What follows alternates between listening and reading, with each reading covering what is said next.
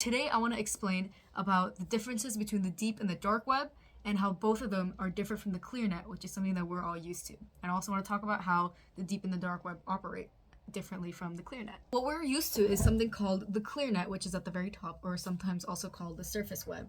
So think of this as your usual things that you can find on Google, like YouTube, Instagram, New York Times, anything you want, right?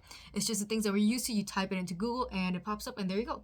However, even though it's a type of internet that we're most used to, it only makes up about 10% of the entire internet. The deep web exists just below the surface web, making up about 85% of the entire internet, which is the majority.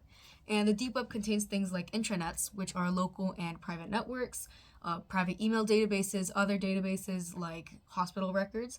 But my favorite example has to be unlisted YouTube videos. So YouTube videos by themselves are part of the ClearNet because you can access them at any time as long as they're set to public, right? But the thing that differentiates a public YouTube video and an unlisted YouTube video is how you can access them. A public YouTube video you can find on any search engine. You can go onto Google, you can go to Bing, and you can find that video, right? But to get to an unlisted YouTube video, you have to have a specific link.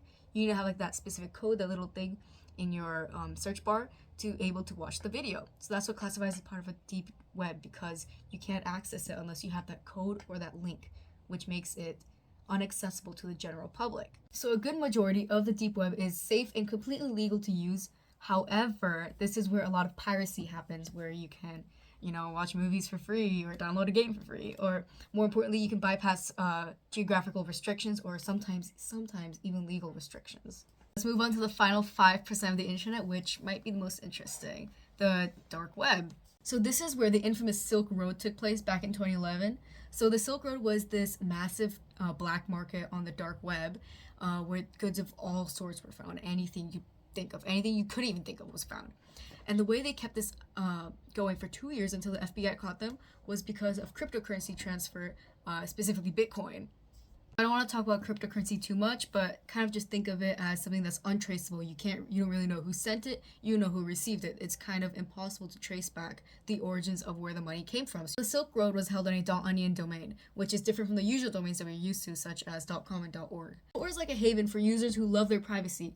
It prevents your ISP, which is your internet service provider, from looking at what websites you're visiting.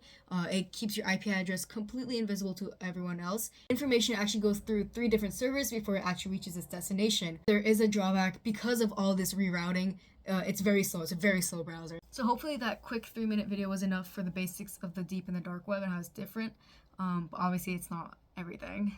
I just want you guys to remember to stay safe on the internet and have a great day.